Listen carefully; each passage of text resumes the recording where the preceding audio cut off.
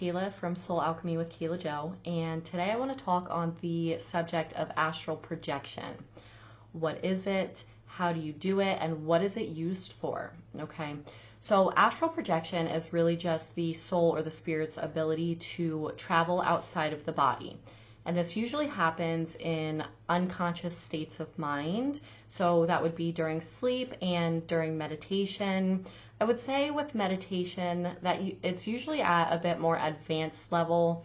So I wouldn't say like the first time you sit down and meditate, you're going to be able to consciously astral project. Okay. This is something that does take practice and knowledge. I will also say we will go over the basics of astral projection in this video, but it is most important as well to make sure that you are doing your own research on this topic. Let's start with the purpose of astral projection. Why would you even want to do it in the first place? What can happen during times of astral travel is you can either use it to retrieve information that you can use for your greater good. You can use it to assist with rapid healing with the mind, body, and spirit or soul. And you can also use it for soul retrieval, okay? I'll do another video on soul retrieval at a different date and fragmented pieces of the soul, but astral projection can really help with this aspect of spirituality. Let's get into what exactly the astral realm is. Maybe you've heard it before, maybe you've already traveled there, right?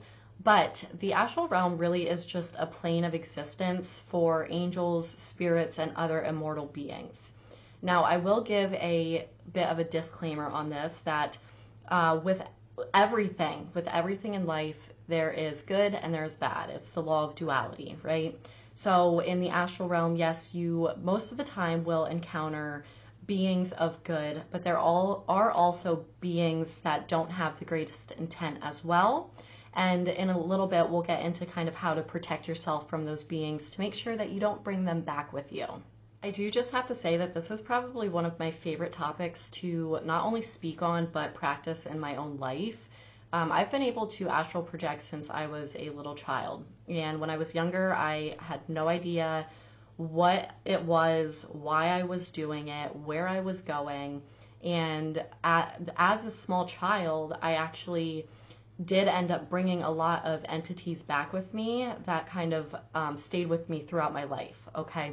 So I spent years and years and years kind of learning the techniques and also the protection behind it as well, okay? And I actually kind of teach my children this now as well too, because if you are somebody who has always been able to astral project since you were younger, then your children most likely can do it as well. So it's very important to keep them educated, keep yourself educated, and keep everybody protected in this plane of existence.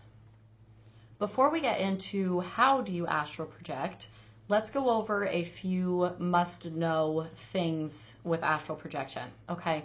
The first thing is that when the spirit or the soul travels outside of the body, it is always connected to the body through a silver cord.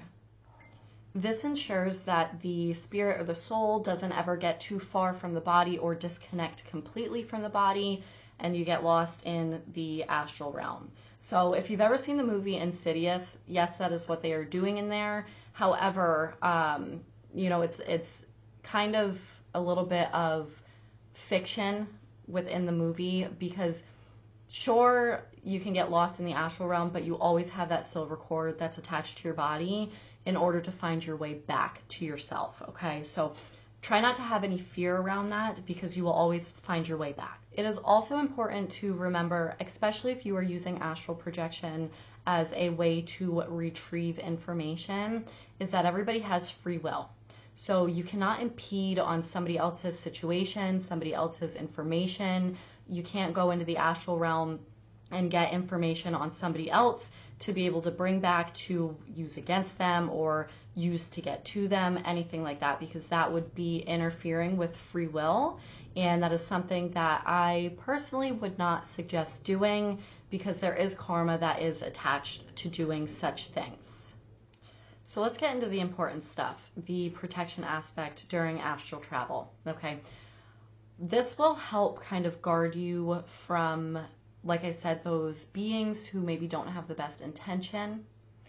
And it is most important that if you don't have any type of spiritual protection up before doing this for the first time, or you don't know how to spiritually protect yourself, do research beyond this. I would not suggest astral projecting for the first time without having other protection in place. Okay. And this could be something as simple as wearing a protection crystal, doing, small protection spells depending on what you are drawn to. As it's literally as simple as burning a black candle with protection carved into it. Okay. But the intention of it is the most important part. So one thing that you can do before you astral project is, before you fall asleep, get an item and hold that item in your hand. What this is going to help do is, while you are out in the astral realm, that item will not be in your hand, but it will act as a form of protection, in the sense of when you come back, you're going to have the item in your hand. You know that you are now back in your body and you're not still just traveling out in the astral. You could take it a step further and use black tourmaline, if you would like, to hold in your hand. That way that will repel and absorb any negative entities that are trying to get to you during your traveling time.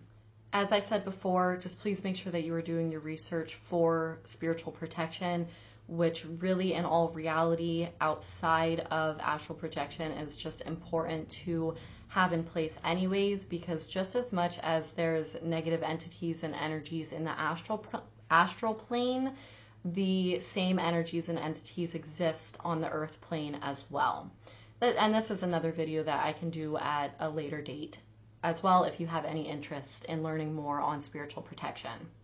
Let's get into the good stuff though. How do you astral project? What you're going to want to do is, at night, get your room quiet. Okay, try not to have any disruptions. So if you have children, make sure that they are fast asleep before you start this process. Turn your TV off, turn the lights off. Like I said, no distractions. And you're going to lay there, and while you're laying there, I want you to just kind of think of what your intention is and keep thinking of it over and over in your head. What'll happen is you will start to fall into the sleep state. And as you're setting this intention, you will start to program your mind once your mind hits the alpha wave state, which is that state of kind of still being a little bit awake, but falling into sleep.